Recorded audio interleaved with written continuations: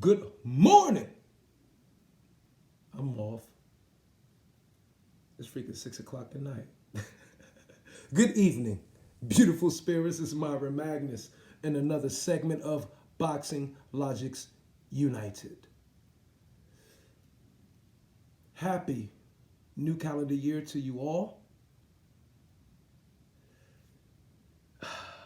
Hope you all are able to keep your New Year's resolutions and to stay focused.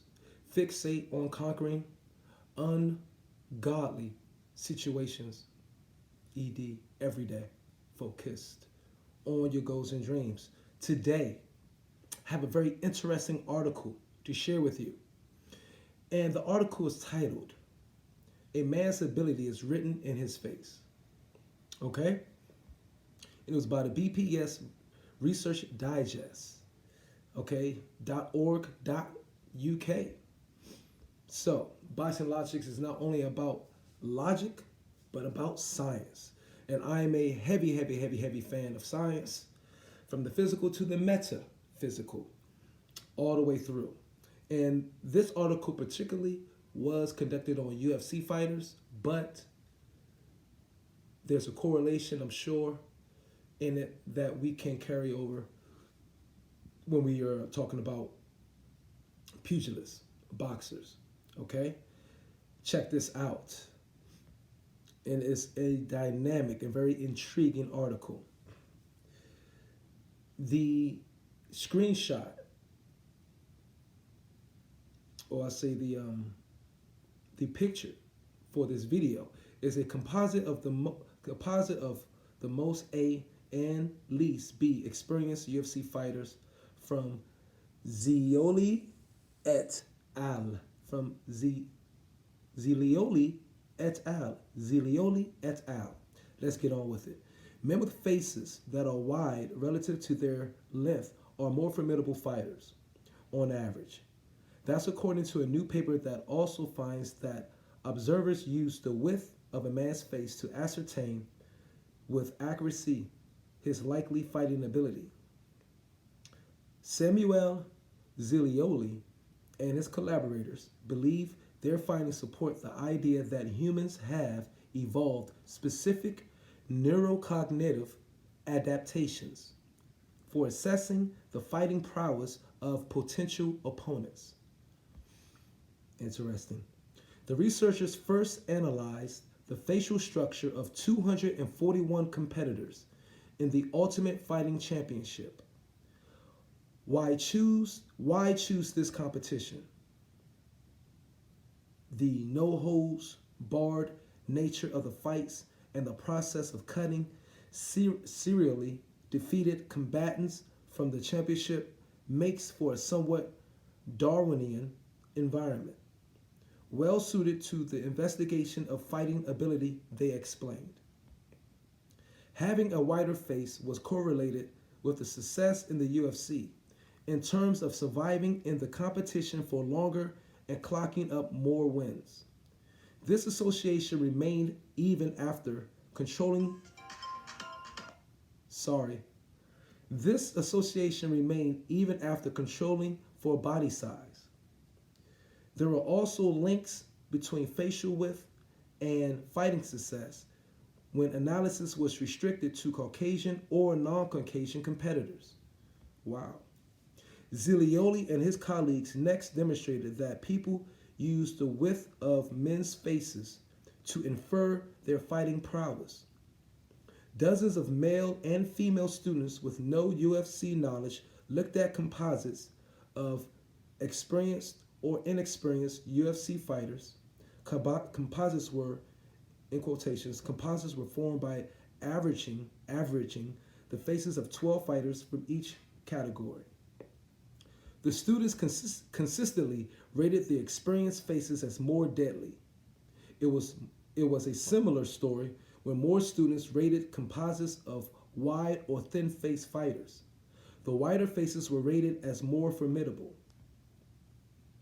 In another stage of the research, further, students rated the fighting ability of individual fighters based on their unaltered photographs.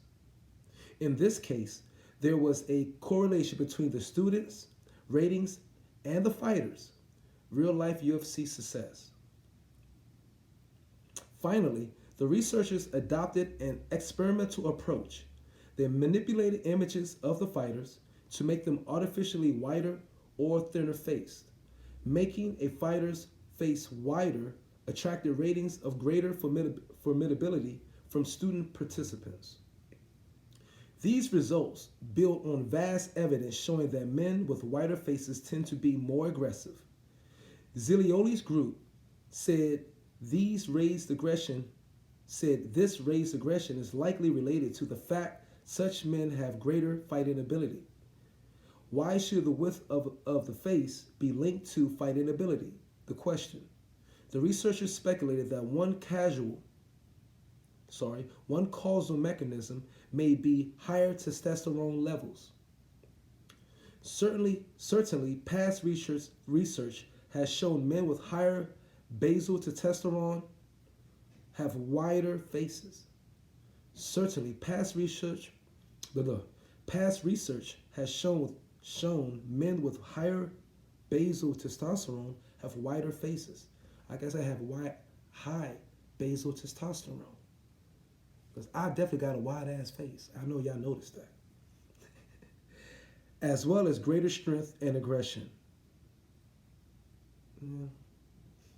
From a survival perspective, there is also research published this month suggesting that a greater face width length ratio may be part of a facial structure evolved for resistance to punches.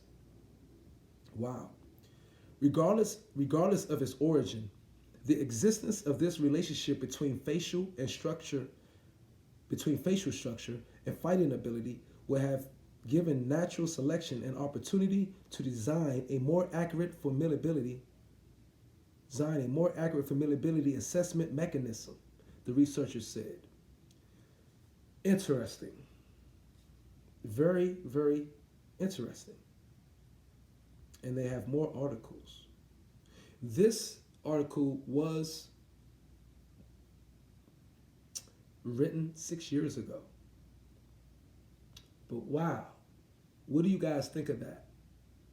A person with a wider face tend to have more fighting prowess and can take punches better.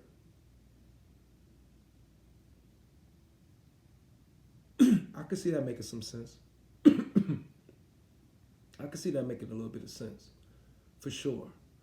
The wider structure protects the inner workings of the skull and the face a little bit better than, of course, a more narrow face like the picture I presented above between A and B. Science, man. I thought this was a very, very interesting article that I came across.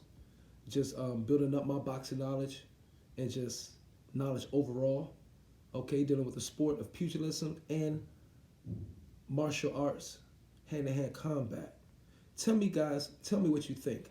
How will we know? I guess we'll have to make a survey of all the greatest fighters in the boxing world and see which ones has the wider face. And the journeyman or whoever scores, we have to compare facial width with all the best fighters and the of course, elite in the world to see if this makes some sense. We're going to start doing this from now on.